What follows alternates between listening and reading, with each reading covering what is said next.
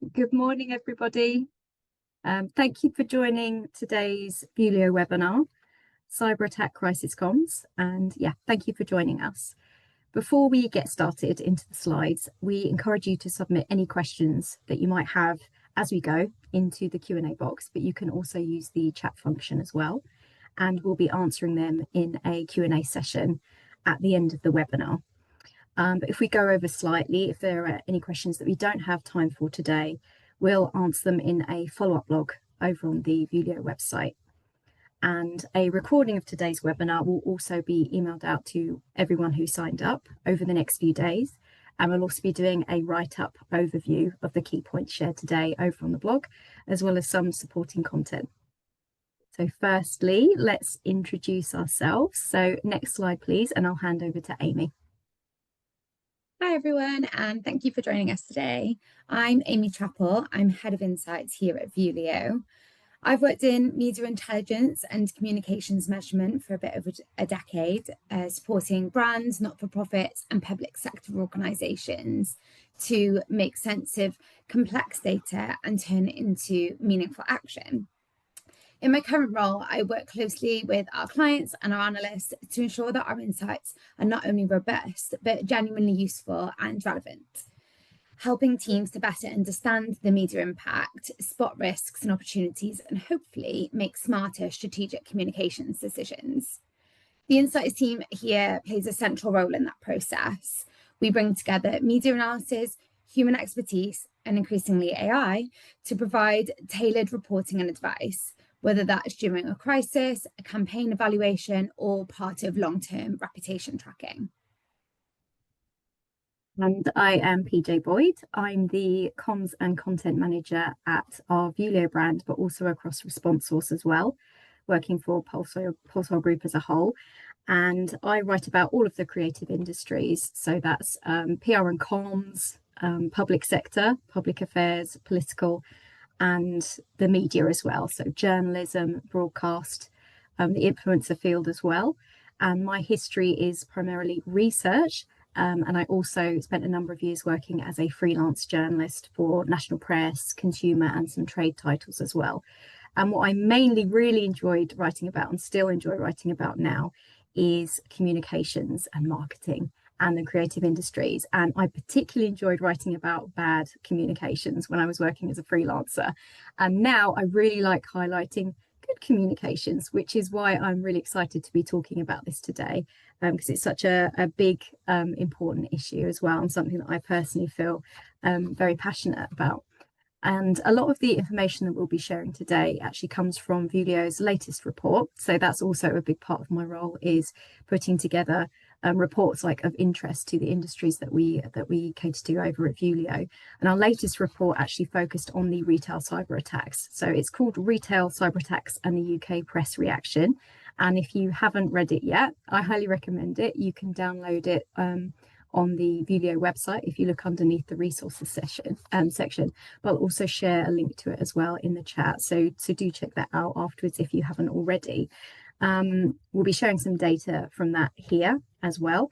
But yeah, let's get started. If we go to the next slide and we'll dig in. So this has been a summer of big cyber attacks in the UK specifically, but also across the world. And I'm sure you probably recognize a lot of these headlines from the national press and also across broadcast news that have been appearing over the last few months.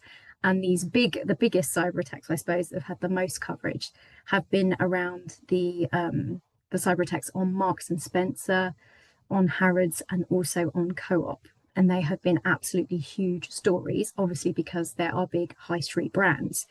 But cyber crisis isn't just a risk for the big brands on the high street. Every organization with an online presence is at risk now. And that essentially means every organization is at risk because we're all online now, we're all digital. But to highlight this, the World Economic Forum last year, they highlighted cyber attacks as one of the top 5 crisis risks. This was in its global risks report for 2024, and it was number 4 in the top 5 then. But the danger is only set to grow this year. Yes, and from our analysis of UK news coverage, what really stands out is just how quickly these incidents dominate headlines. In most cases, the first wave of media attention hits before the organisation has even issued a public statement. Next slide, please. Yeah, this is a slide of scary stats and facts. So just to worry you if you weren't worried already. These are some facts that were shared actually during a recent Panorama special that was called Fighting Cyber Criminals. I think it was on a few weeks ago, but it's obviously still on BBC iPlayer. So I highly recommend checking it out if you haven't already. It's lots of scary numbers here to go through. Some of the experts that they had on the show that were sharing their takes on things. So they had the National Crime Agency talking, they had the Royal United Services Institute, and they also had the National Cybersecurity Centre. And the show actually went behind the scenes there to see how people actually deal with cybercrime, like on behalf of big organisations and small organisations as well. And Suzanne Grimmer from the National Crime Agency, the NCA, she actually said that this year is going to be the worst on record for ransomware attacks in the UK. And then for the numbers here, 19,000 was the estimated number of ransomware attacks that happened in the UK last year. And that's what they highlighted in the programme. But obviously, we can't know for sure whether that's the actual number, because plenty of organisations that will have been targeted by cyber criminals are likely to have actually quietly paid them off and to get things up and running again, and maybe have kept it quiet. Maybe if they managed to sort it out behind the scenes and nobody found out, they might have kept it quiet when it came to comms, which is fine. But of course, that's a risky move if there's a leak later that this happened and their stakeholders find out that actually their information was at risk and they weren't told about it. But that's something that was also covered in the documentary that was really interesting. One thing that is good that organisations can do is that there's a cyber essential scheme that has been set up by the Cybersecurity Centre, and that's something that Vuelio has done as well. You can actually get a certification on the cyber essentials and cyber security. But as flagged in the programme, 5 million companies in the UK are actually yet to sign up. So if you're one of them, if your organisation is one of those that's yet to sign up to that initiative, then please do look into it. It's a good thing to have. So as mentioned, the Marks and Spencer cyber crisis was absolutely huge news across the UK. And yeah, it impacted the business a lot, 300 million, and the online store did close for 7 weeks. But as we said before, it's not just big brands that this can happen to, that you can go into on the high street. It also impacts smaller brands. One of the case studies that was mentioned in the Panorama documentary was around the Knights of Old business. So that business had actually been going for over 150 years. And they were forced out of business when a ransomware attack happened because they couldn't afford to actually pay the ransom.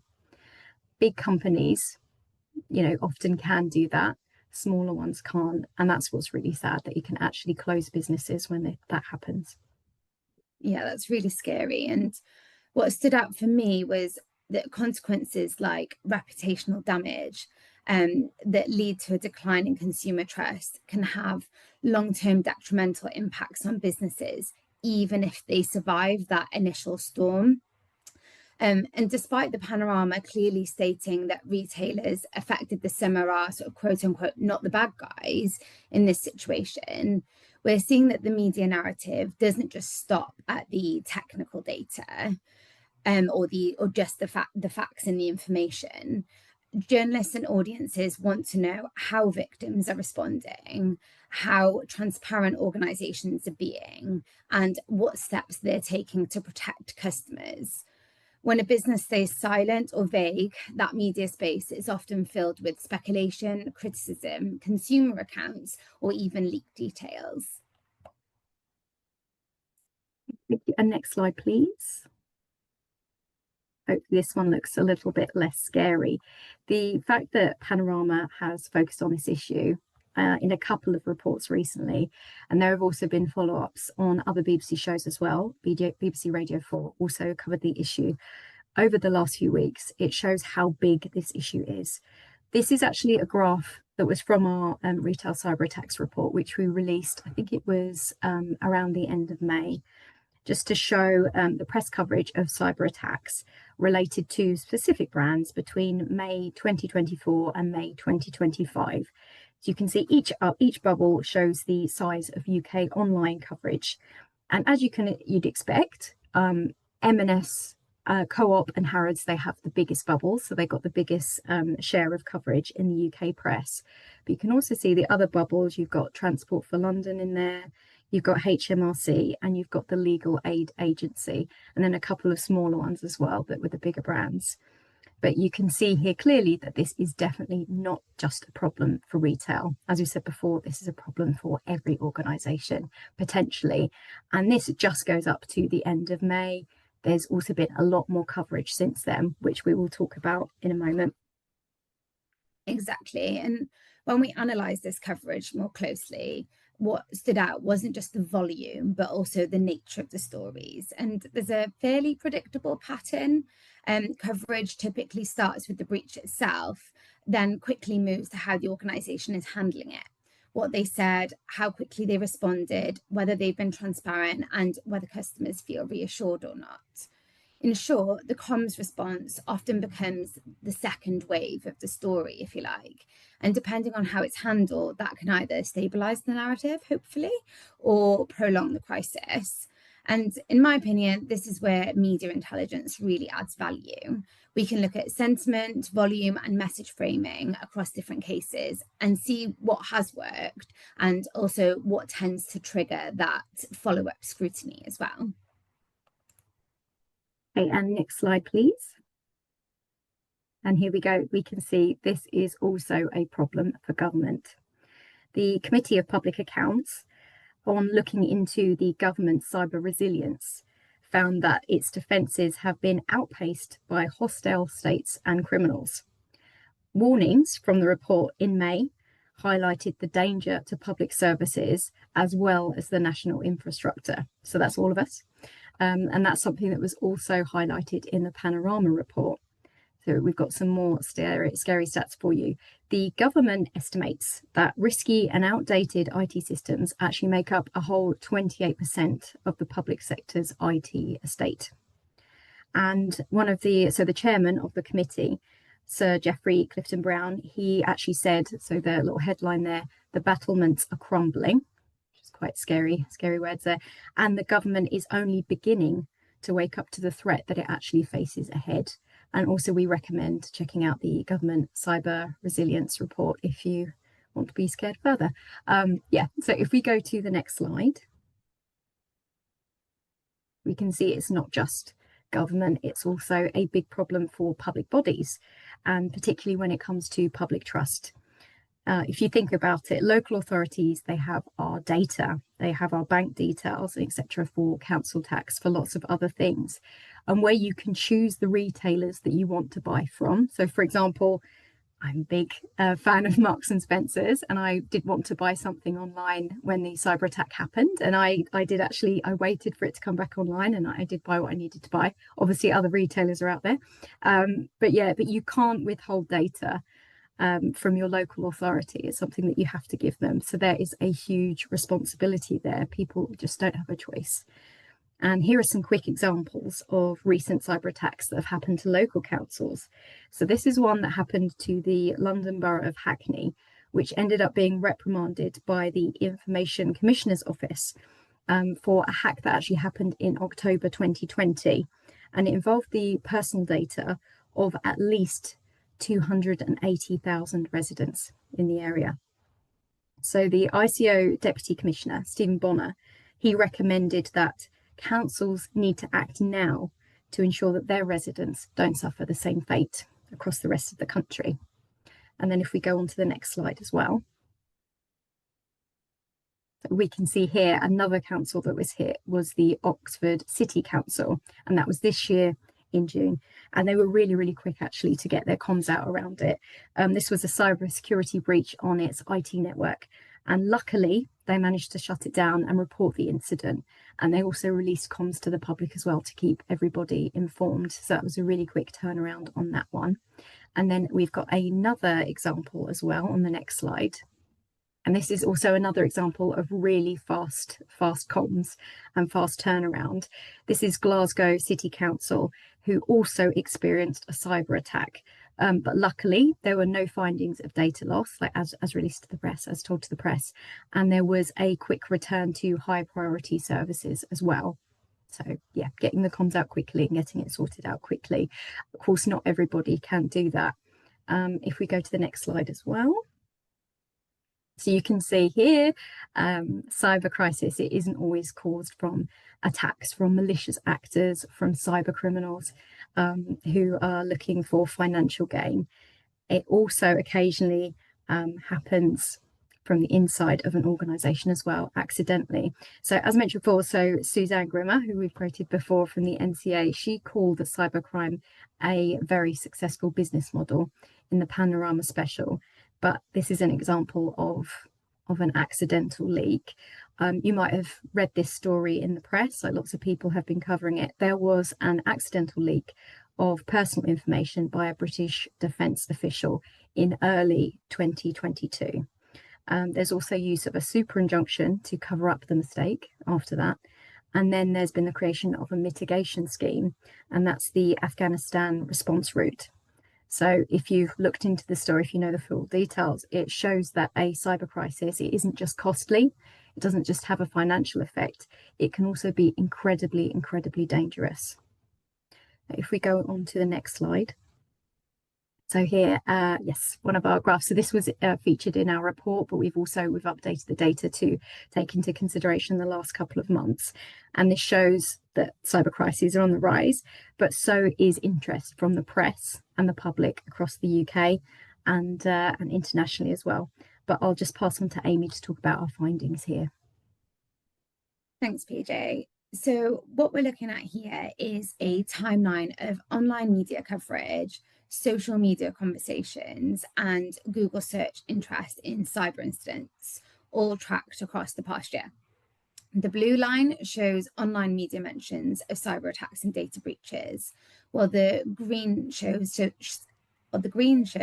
social media discussions. And as you'd expect, these often mirror each other, especially during high-profile incidents, and together they help to indicate how visible or important a topic is across both public and press spheres. The black dotted line is where we have correlated these trends with Google search data. And we use this to understand whether an issue has really broken through to mainstream public interest. Because let's be honest, I don't know about you, but if I see a headline or something on social media and I'm not entirely sure what's going on, I do what I imagine most people probably do, and I Google it. And what we saw was a clear spike. Despite there being a peak in social and traditional media coverage in July 2024, following the CrowdStrike IT outage, all three indicators sharply rose around the time of the M&S and Co-op cyber incidents this year. And that's when the issue really hit the public consciousness. From an insights perspective, this kind of triangulation is really useful. It shows that not just the media was interested, but that the public was actively engaging with and seeking out more information about the story. And for comms teams, this matters because it helps us to understand when a topic moves from niche concern to a national talking point. And that's the moment when your response needs to be ready and visible and consistent as well. And so if we move on to the next slide, what we're looking at here is contagion being discussed within this cyber attack conversation across traditional and social media as well. And what we've seen repeatedly this year is that when one organization experiences a cyber attack, the ripple effects often extend far beyond them. And we call this crisis contagion, not because the breach itself necessarily spreads, but because the fear of it does. Once a high-profile attack hits the headlines, media coverage quickly shifts from what happened to that company to what this means for everyone else like them. So when M&S was targeted, coverage didn't stop at their servers. Headlines quickly expanded to ask whether other high street retailers were vulnerable too. And sure enough, when Co-op was impacted shortly after, there was an undercurrent discussion suggesting that this is a growing pattern of retail cyber attacks rather than just isolated events. Looking at Co-op's cyber incident media coverage, M&S was actually name-checked in over 70% of the Co-op generated articles, or the Co-op focused articles, I should say. And this is because M&S fell victim first and therefore was referenced regularly for context. We saw this happen with the Silicon Valley Bank crash a couple of years ago as well, where despite there being a number of organizations or institutions affected at the time, it sort of became known as the Silicon Valley Bank crash. But this is also because journalists were already telling a bigger story. And that story was cybersecurity is retail's next big crisis. And that pattern hasn't been limited to retail either. When public bodies like the Legal Aid Agency were hit, the same thing happened. The narrative shifted from this organization has a problem to is the entire sector at risk. But the way that narrative played out varied by sector. In retail, the tone of the coverage was consistently focused on consumer impact. Articles asked, is your data safe? Should you keep shopping online? And while the retail sector saw most references to contagion across news and social media, but in both spaces, in public sector and government cases, the framing became more political. Journalists and also commentators within the articles focused on the implications for national infrastructure, as PJ touched on earlier, and also public trust, especially when data involves citizens who have no choice in sharing it, like council tax records or legal aid claimants. It's a pattern we've tracked repeatedly in our media analysis, where one incident quickly becomes the lens through which an entire sector can be examined. And this has big implications for comms, because even if your organization hasn't been breached, you might still be expected to comment, to proactively reassure, or to explain what protections you have in place. And I think this is where monitoring really matters. Knowing what's been said about your sector, whether you've been mentioned by association, can help you to respond before a narrative takes shape without you. And then moving into the next slide. Of course, this is a really big question for comms professionals. When a crisis hits, what kinds of communication actually works? And I'd love to tell you that I have a crystal ball and I can tell you exactly what communications tactics will give you the best results. But what we can do is use analysis to learn from past issues. So what we've done here is we've analysed hundreds of media articles by blending automation with human verification from recent cyber attacks, looking specifically at what types of messaging were picked up and repeated by journalists. So on this chart, each bar shows the proportion of coverage that included a particular comms theme, so it gives us a sense of what cut through. So to highlight a few things from this, apology and reassurance were by far the most widely repeated messages. Journalists consistently chose to quote or reference companies that acknowledged the issue directly and expressed concern for the people affected, whether that was customers, employees, or suppliers. This aligns with what we know works well in a reputational crisis. Audiences want to feel seen and they want to feel safe. A simple, well-worded apology paired with a strong reassurance message doesn't just signal empathy, it gives journalists a ready-made quote that signals leadership too. Next, we looked at statements that explained the nature of the attack. These were picked up less frequently, which might sound surprising, but it reflects the challenge of translating technical language and also often language that information that might not be readily available to share yet into something that's media friendly. Unless the explanation is crystal clear, this kind of messaging can sometimes get lost or even misinterpreted. And that's not to say it's not important. It just means it needs to be paired with context and to avoid jargon if we want the media to carry it accurately as well. And finally, actions taken and also future protections are themes that often appeared in later waves of coverage. So while they might not be dominant on day one, they might become more important, or they did become more important as the story shifted from what went wrong to what's being done about it.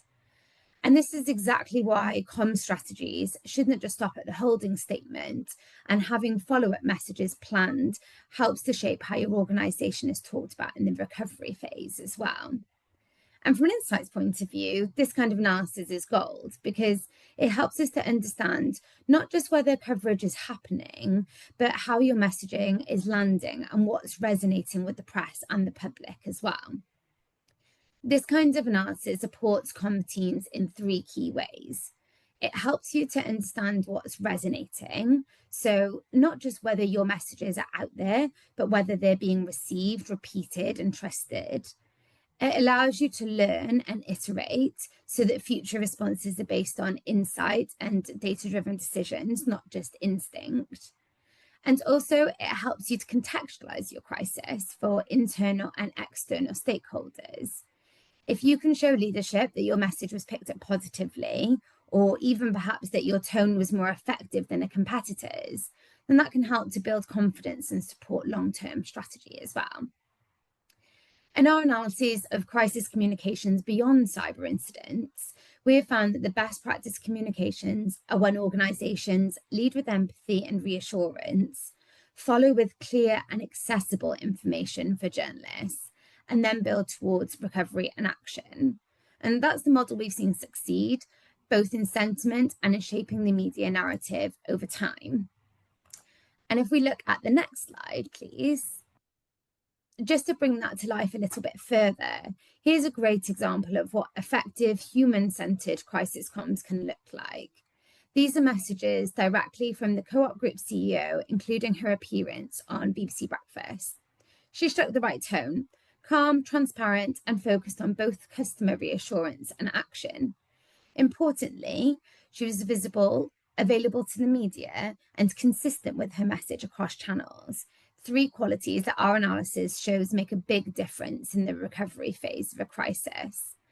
And this helped the co-op to move the narrative forward from what went wrong to how we're responding. A transition that doesn't happen on its own. It's driven by leadership and comms working in sync. We also often find that spokesperson quality and credibility play a huge role in how quickly media sentiment begins to stabilize as well. Okay, and the next slide, please. Now we're going to have a look at how the UK press have been reporting on the issue of cybercrime and cyber threats since we published our report on the issue back in May. And also, as well as that, how they're already researching and getting together their future news pieces, features, and broadcast segments as well. And luckily, we can find that out by having a look at the requests that are being sent from UK journalists, the UK media in general, through the Response Source Journalist Inquiry Service. And if you haven't tried it, cheekily, I'd like to say as well, I highly recommend it. I use it as well for my freelancing. But essentially what the service does is it brings PRs and the media together. So media professionals will send an inquiry through for what they need for their upcoming news and features. So it might be a spokesperson, or they might need a particular case study. They might need some statistics for a future piece that they've got coming, and they'll send that out through the Journalist Inquiry Service, and then it will go through to PRs who have signed up to receive them, and that can come through to your inbox. There are a number of different ways you can receive these alerts from the UK press, and then you can get coverage in the press this way. But yeah, I'll go straight into these are the just a snapshot of some of the inquiries that have been coming through from the UK media since we released our report back in May. And for the report back in May, actually, it was, I think, from the beginning of May to the end of May. It might be, no, it was between April and May. we had actually received like over 70 inquiries from the UK press that contained the terms, cybersecurity, cyber attack. And the story has actually got bigger since then, even though certain cyber attacks concerning big retail organizations have died down, and it's been a bit of time since then. So since the start of June, we now have actually like over 300 inquiries that have come through from the UK press around cybersecurity. And the number is still growing. Like even yesterday, when I had a look at the back end on the Journalist Inquiry Service, we're still getting lots of requests through around this issue. And also who we're getting the requests through in the media has changed slightly as well. When we looked at this back in May, a lot of the press that were covering this issue, it was national press, it was broadcast media, and it was a little bit of trade as well. Since then, this is spread like throughout the trade media as well, and it's also gone slightly into consumer media as well, like consumer magazines. So you can see here from just some of the requests that have come through, and they've been anonymized, obviously, because we don't want to exactly like reveal who's going to be writing about what, because that would spoil it all for you before you read them in the press. But you can see the kind of things that are coming through. We're obviously, trade titles that cover retail, of course, they're going to be writing about this. That's expected. Also, business trade titles, of course, because it concerns big and small businesses as well. And technology trade titles are going to be writing about it because it concerns the use of technology. But you can also see maybe some ones that you wouldn't expect. There's HR as well, HR trade titles asking questions about this, and we'll be reporting on this. There's also engineering titles. Engineering trade titles are also writing about this. And maritime as well, which is one that I didn't expect. Also travel and logistics and transport. They're also, writing about this. And this is only a snapshot. There's plenty of other trade titles, but also consumer. And you can see we've also got a news story as well that came out from a big consumer title writing about how it's impacting the fashion industry already, and cyber attacks, and how that's actually impacting consumers, how that's impacting customers of these big fashion brands as well. So the press are currently researching this and looking for information from PRs, looking for spokespeople, looking for experts who can comment on these things. And these articles, these news stories will be coming out over the next few months. But you can really see the breadth of people who still want to write about this, and also people who want to be reading about this. So I would say, be ready to give spokespeople, give your comment on these articles, because even if it doesn't concern your organization, journalists are always going to be looking for comment on these things. So maybe an expert from your organization could provide some comment on that. But the big takeaway from this slide is that the media definitely continue to care about the issue of cyber attacks, as do the people that they write for, the people that they report to, the public. And that also means that your stakeholders will care about it as well. And if we move on to the next slide. And here is another quote from the National Cybersecurity Centre. This is Richard Horne, and he was speaking to BBC Radio 4, talking about the rise in cybercrime, particularly this year, and the need for everybody to prepare. And of course, that includes people on this call as well. And he said, we need organisations to take the steps to secure their systems and their businesses, because cyber attacks are going to happen. We're all at risk. So we need to prepare a comms strategy and a comms plan before that happens. And if we move on to the next slide. And here we go. So now we're going to talk about how to get your strategy ready for cyber comms. So first, create a computer security incident response team. And of course, you don't have to call it that. You don't have to use the acronym. But yeah, get your crisis comms team absolutely ready, and make sure that everyone's fully aware of what their role is should a crisis happen and what their responsibilities are. Also make sure that they're empowered with the information and the tools that they'll need to do their job. So that might be that might be assets, there might be the templates for a press release, or pictures, or quotes from your chosen spokesperson should a crisis happen actually to your organization. You might not have a full team. It might not be a big organization that you work at. It might actually be you're the only person responsible for PR at your organization. So make sure that you yourself have everything you need before a problem can arise. And yeah, if we go to the next point, and that means also, yeah, preparing your assets. This would mean press release templates as well, depending on you. Obviously, you can't plan for any crisis that's going to happen, but you can at least like get some template press releases together. You can also decide on who your spokespeople will be, speaking on behalf of the company. You can also get media lists together as well in your media database of choice. And I'll just say again, Vuelio has one of those. So you can use your media lists, like which, sorry, I have to be cheeky, which sections of the media actually would probably be most relevant for getting in touch with your stakeholders, for getting in touch with sections of the public that actually are relevant to you. Get your media lists together. Just have templates ready that you can use, and make sure that you have a shared system so that everybody on the team can access them and make use of them. Yeah, we've seen excellent examples where press coverage and has not only been neutralized when assets are easy to use and ready to go, but we've tangibly been able to, or quantitatively been able to show with data that publications engaged with tend to report not only maybe in a more balanced way or more factually, but actually tend to report more positively when they've been engaged with. And so having those assets easy to use and ready to go, I think can help to retain some of the control of that narrative when things are moving at an incredibly quick pace. And so moving on to the next point, touching on sort of sentiment there. Something else that we think is important is assessing crisis metrics that will work best in the heat of the moment, that are going to allow you to understand and also contextualize what's going on. So which metrics are you regularly reporting on that your organization will understand?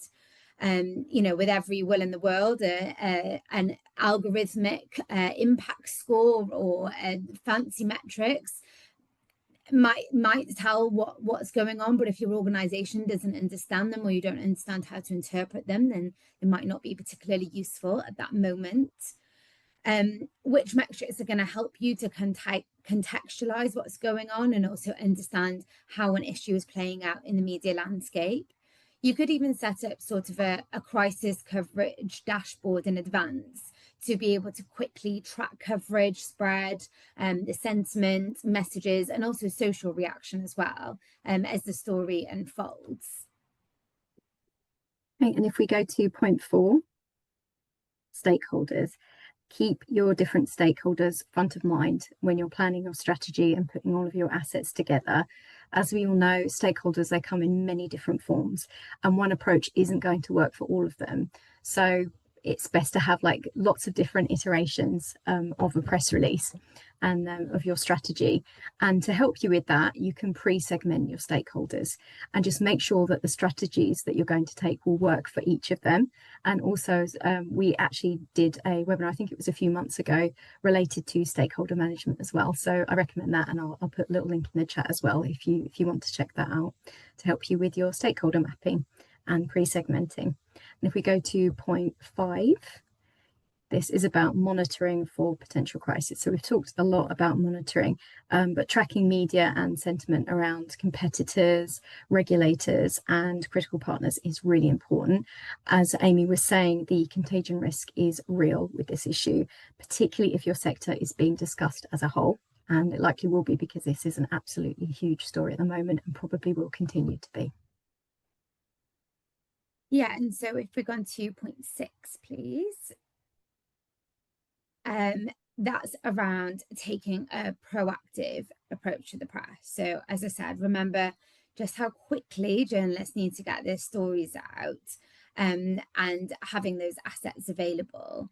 But it's also about monitoring how those quotes are being picked up, making sure that maybe in this fast-paced AI-driven environment, that journalists that might utilize LLMs and AI aren't using your quotes or messages incorrectly, or spreading misinformation without your spokesperson's name, with or without your spokesperson's name.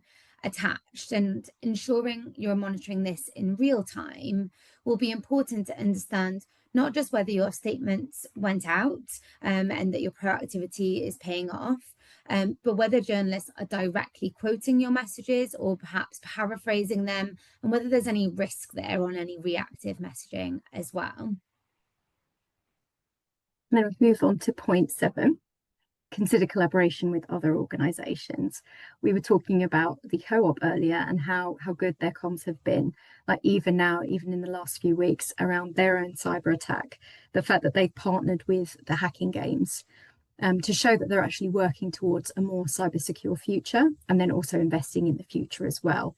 That's not only good for building back trust and for doing good comms, like highlighting your organization's proactivity. It's also just a positive move in future to make steps towards like a more cyber secure future, and hopefully encouraging future cyber criminals not to go into that realm of that kind of career as well. So yeah, working with other organizations, it could be charities, it could be initiatives, it could actually be other people within your your sector as well, teaming up to start your own initiatives to try and work on cybersecurity and to fight against cyber attacks and cybercrime as well.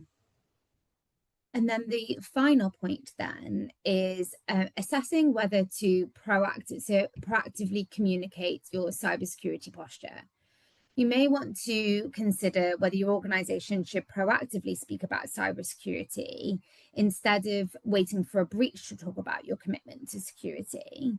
With consumer trust low and worries of cyber attacks increasing, transparency can build credibility, and not with technical jargon, but with clear, confident messaging that shows leadership. Assessing which media with which messages and also which timing is a really best practice way to use media analysis and intelligence to your advantage as well. And it's something that I've seen the question already, not to jump ahead to the Q&A, but seen the question in the chat from Carla on whether we would recommend to speak to journalists even if you're not directly involved. And it's an awful answer. I'm definitely trying to get out of answering it in one way or another, but it does really depend on some of the findings around understanding, is this a real threat to your sector? Do you have solid communication, solid messaging that you can put out that will make a difference and show leadership? Won't be overly complicated with jargon and kind of get misinterpreted. So but using media analysis in order to understand which media might be most appropriate to talk to, which messages are going to land well with your audiences, are things that are the most interesting way to use media analysis, in my opinion, as well. So that kind of rounds up our 8 points on readying your strategy, not only for cyber incidents, should they affect you, touch wood that they don't, but also just sort of cyber comms in general as well. Definitely. And also, if you want any future reading after this, there's also the guidance on effective communications in a cyber incident from the National Cybersecurity Centre. Highly recommend that. That's a very, very good read. And then if we go on to our next slide, we've got a little bit more time together before we finish our session today, and we've gone to the Q&A. But just to say, just before, you can also send more questions afterwards. If you have anything else that you want to know about, you can use our email address. That's info@vuelio.com. Or you can find us on LinkedIn and send us a little question there as well. But anything that we don't get around to today before we finish our time together, as mentioned before, we will cover in a follow-up blog on the Vuelio website. So let's go to our Q&A. So yeah, if we come off the PowerPoint, here we are. Okay, so let's dig in. I suppose we might as well get to Carla's question as well. It's I won't. So Amy, you've spoken on it, so I won't pass back to you on that unless you want to talk about it some more. But that's a really interesting question.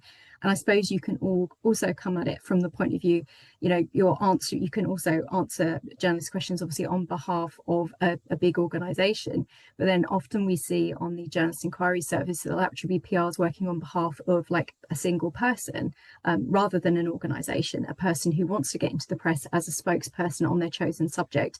So it might be someone who's a health professional or a fitness professional, or someone who's an academic and works for a university but actually wants to be featured as a talking head on the news or an expert in national press or in magazines. In that case, if you are representing a person who's really keen to be put forward as a spokesperson, if you feel that you can, if they feel confident that they can speak on behalf of themselves well, and you feel confident as well, and this is a sector that's relevant for them, then absolutely put them forward to comment on these things, because we see that a lot as well. Inquiries that come through from the national press, from trade titles, and increasingly from consumer, asking for expert opinion. It might not be from the organizations themselves that are being impacted. It might be, okay, I need to speak to a health expert, I need to speak to a tech expert who's willing to give their opinion on this. And it's often easier for an individual who's speaking on behalf of themselves to give that kind of opinion, rather than someone who works for a bigger organization that actually has other people that they're accountable to, whereas a single person obviously doesn't, and they might be able to give the journalist something a little bit spicier that they can use. So just, I suppose, think about who the spokesperson would be speaking on behalf of. So yeah, thank you for that question, Carla. And can you share the links for the guide? So absolutely. So I've shared links in the chat, but we'll also share relevant links as well in our follow-up email with the recording, and also in our write-up on the Vuelio blog as well. And talking of the journalist inquiry service, I'll just add in a link there if you want to know a little bit more about that. There was also a question that came through specifically about the journalist inquiry service. From Olivia. Thank you, Olivia. What categories should we be subscribed to on ResponseSource to get these kind of inquiries to come through? I have computing and telecoms, but should we have business and finance and public sector, third sector and legal? Absolutely. Business and finance, public sector are great ones to pick. Also, maybe like now, because we're increasingly seeing that it's not just trade titles and business, it is also consumer. So maybe some consumer titles would be worthwhile as well. As we could see from one of the slides, looking at the inquiries that are coming through, and then the current news stories that are starting to come through. I think the news story, I think it was Cosmopolitan. It might have been the Cosmopolitan website. Those kind of publications are writing about this as well. So you also might want to subscribe to the women's interest, men's interest, lifestyle, home and garden. Like this story could be spreading anywhere really. So yeah, do have a look at that. And let's have a look at some of the other questions that have come through. And yeah, do you have advice? This is from Sarah Martin. Do you have any advice specific to NHS trusts and how that adds another layer of public interest when an attack occurs? So that's a difficult question, but I think it's probably relevant what we were talking about with public bodies as well. Mm-hmm. Like really thinking about public trust, because as we were saying about with the retail companies, people can be like, okay, I'm not sure I trust this particular brand anymore. I can go to another one, or at least kind of like wait out until things seem like, from the comms and from their own statements, things have settled down and things are actually secure again. That's something that you can't have like with a public body or with an NHS trust. That's very, very different. So there's going to be an extra layer of trying to rebuild that trust with the public if a cyber attack like this happens. But Amy, I don't know if you have any thoughts on this one as well. Yeah, I agree with you there, but then I think it would be something really interesting to look into, because conversely, whilst I think that public interest is especially and as we said, in the public sector incidents, the discourse kind of turned to, our infrastructure and, looking around people that, it's not voluntary information that we're necessarily giving in this instance. Even on one of the Panorama documentaries, and one of the tips was, you don't have to give your real date of birth. And of course, what with the NHS, you kind of do.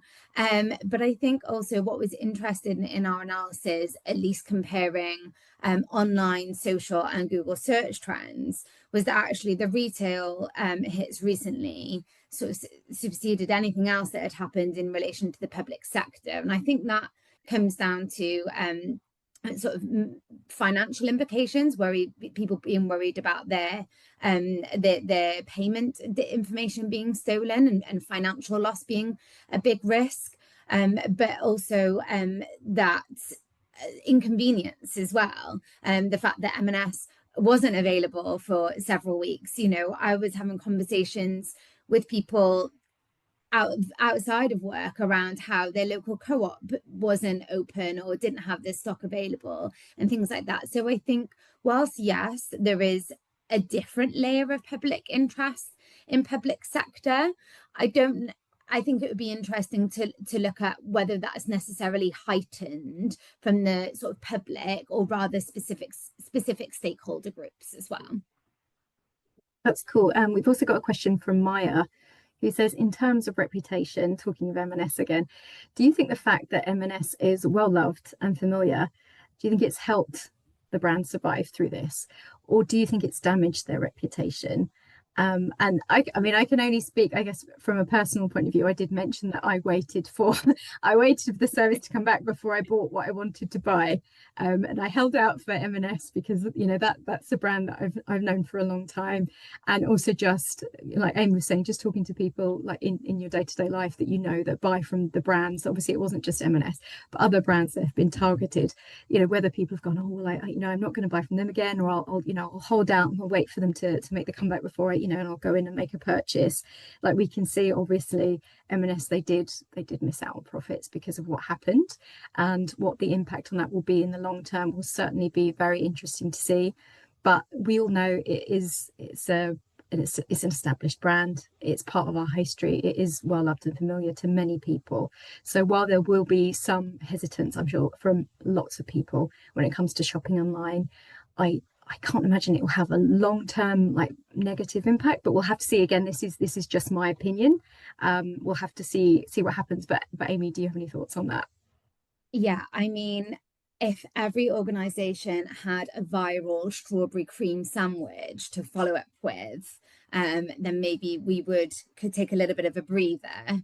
I think it definitely shows how much of a well-loved brand M&S is, and the viral strawberry sandwich, the viral stuffed cookies that have since come out as product launches, I think have definitely helped to divert the attention in the media, and also especially in the social discourse around this as well.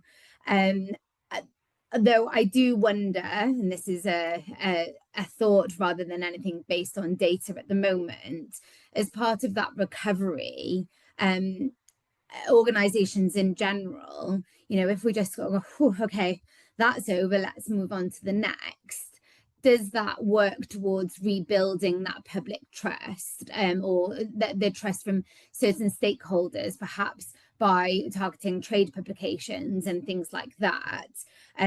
Some of the softer ways that we've seen organizations do that in the past that are maybe less jargony and more focused on things that they are doing. Well, one is co-op's move in supporting the hacking games.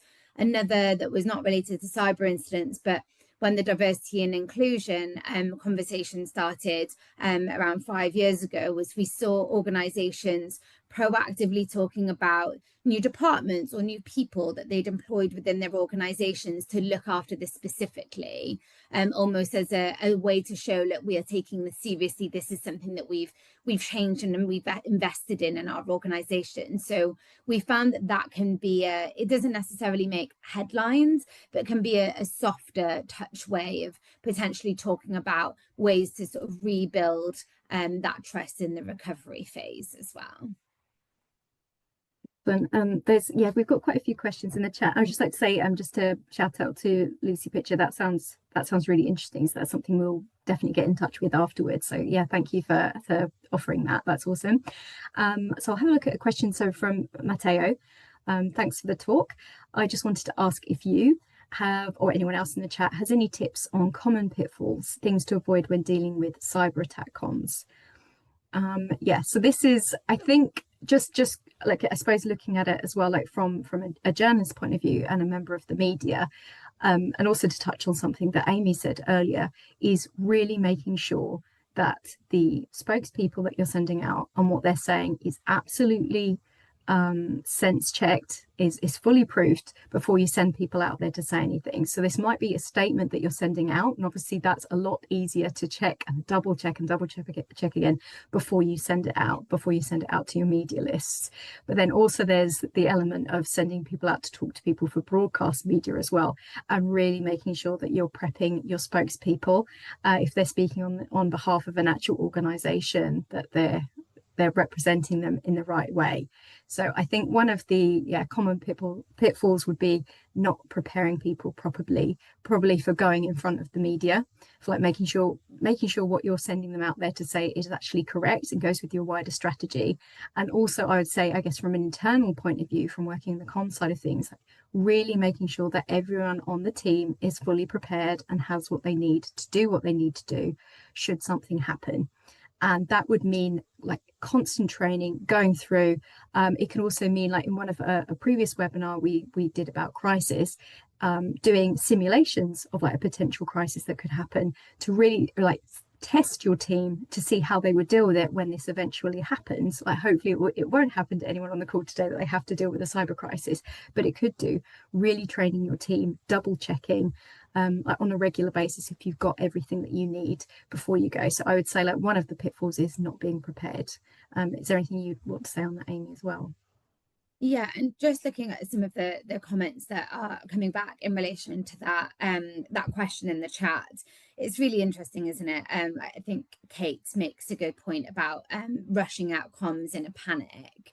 It's a really fine balance, isn't it, between not rushing out something that's going to be quite contradictory and potentially in the future, or perhaps panicking and it being less of an issue than maybe first thought, versus some of the criticism that we've seen in relation even to M&S who did communicate in terms of being silent. I think one of the key takeaways from the consumer expert in the Panorama show is around being silent can lead to a decline in consumer trust. But I think it is absolutely about getting the facts sorted first and being prepared, as you said, in terms of making sure that the statement is credible when it comes around, that the people talking about it feel confident in doing so.